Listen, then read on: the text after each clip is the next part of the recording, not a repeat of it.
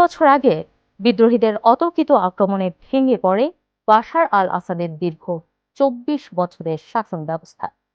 ক্ষমতা হারিয়ে দেশ ছেড়ে রাশিয়ায় পালিয়ে যান সিরিয়ার এই স্বৈরশাসক। এখনো সেখানেই বাস করছেন। এবার সেই শাসকের বিরুদ্ধে এলো মৃত্যুদণ্ডের রায়। মানবতা বিরোধী অপরাধ ও পরিকল্পিত হত্যার দায়ে ১১ আগস্টে এই রায় ঘোষণা করেন দামেস্কের একটি ফৌজদারি আদালত। একই মামলায় তার ছোট ভাই মাহের আল আসাদেরও মৃত্যুদণ্ডের রায় দেওয়া হয়েছে। রাশিয়ায় নির্বাসনে আছেন আসাদ, তার অনুপস্থিতিতেই রায় দিয়েছে আদালত। সিরিয়ায় কয়েক দশক ধরে চলা আসাদ পরিবারের শাসনের একটি অধ্যায়েরও প্রতীকী সমাপ্তি। দামেস্কের আদালতের বিচারক বলেছেন, সাক্ষ্য প্রমাণের বাশার আল আসাদের ভূমিকা উঠে এসেছে রাষ্ট্রের সর্বোচ্চ সিদ্ধান্ত গ্রহণকারী হিসেবে। আদালতের মতে, তিনি রাষ্ট্রীয় প্রতিষ্ঠান ব্যবহার করে অপরাধ সংগঠনের সুযোগ তৈরি করেছিলেন। আল জাজিরার দামেস্ক প্রতিনিধি ওবায়দা হিত্তো বলেছেন, এই রায় সিরিয়ার মানুষের জন্য অনেকটা স্বস্তি নিয়ে আসবে। তারা দীর্ঘদিন ধরে এমন রায়ের জন্য অপেক্ষা করেছেন। সিরিয়ায় আসাদ পরিবারের শাসনের শুরু বাশারের বাবা হাফেজ আল আসাদের হাত ধরে। ১৯৭০ সালে ক্ষমতা দখলের পর তিনি রাষ্ট্রের গুরুত্বপূর্ণ প্রতিষ্ঠানগুলো নিজের নিয়ন্ত্রণে নেন। ২০০০ সালে তার মৃত্যুর পর ক্ষমতায় আসেন ছেলে বাশার আল আসাদ। বাশারকে শুরুতে অনেকেই বাবার তুলনায় আধুনিক ও সংস্কারপন্থী নেতা হিসেবে মনে করেছিলেন, কিন্তু ক্ষমতায় বসার পর মানুষের ত্রুটি চেপে ধরেন বাশার। রাজনৈতিক বিরোধীদের দমন পীড়ন, মত প্রকাশের স্বাধীনতায় হস্তক্ষেপ ও সমাবেশের স্বাধীনতায় কঠোর নিয়ন্ত্রণ আরোপ করেন তিনি।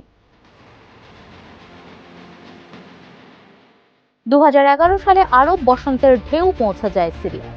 দেশটির দারা শহরে কয়েকজন কিশোর দেয়ালে সরকার বিরোধী স্লোগান লেখার ঘটনায় গ্রেফতার হয়। এই ঘটনাকে কেন্দ্র করে শুরু হয় বিক্ষোভ।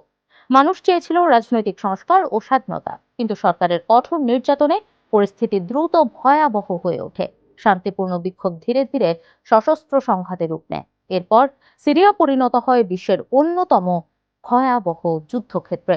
প্রায় ১৪ বছর ধরে চলা গৃহযুদ্ধে লাখ লাখ মানুষ নিহত হন, বাস্তুচ্যুত হন কোটি কোটি। বছরের পর বছর রাশিয়ার সহায়তায় ক্ষমতা ধরে রেখেছিলেন বাশার, কিন্তু ২০২৪ সালের শেষ দিকে পরিস্থিতি দ্রুত বদলে যায়। বিদ্রোহী বাহিনী নতুন করে অভিযান শুরু করলে সরকারি বাহিনীর প্রতিরোধ ভেঙে পড়ে। মাত্র কয়েকদিনের মধ্যে একের পর এক শহর বিদ্রোহীদের নিয়ন্ত্রণে চলে যায়। ৮ ডিসেম্বর ২০২৪ বিদ্রোহীরা দামেস্কে প্রবেশ করে। বাশার আল আসাদ দেশ ছেড়ে পালিয়ে যান।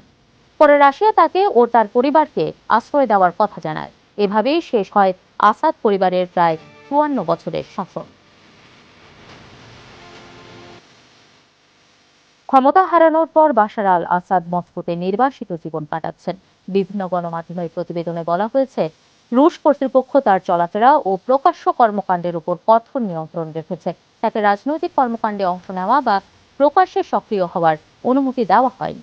দুই যুগের স্বৈরশাসক বাশার আল আসাদের পতনের মাধ্যমে সিরিয়ায় নতুন অধ্যায়ের সূচনা হয়েছে। দীর্ঘদিনের গৃহযুদ্ধ থেকে বের হয়ে এখন সংস্কার ও উন্নয়নের পথে হাঁটা শুরু করেছে মধ্যপ্রাচ্যের এই দেশটি। এবার আদালতের এই রায় সিরিয়ার প্রগতির পথকে আরও এক ধাপ এগিয়ে নিয়ে গেল।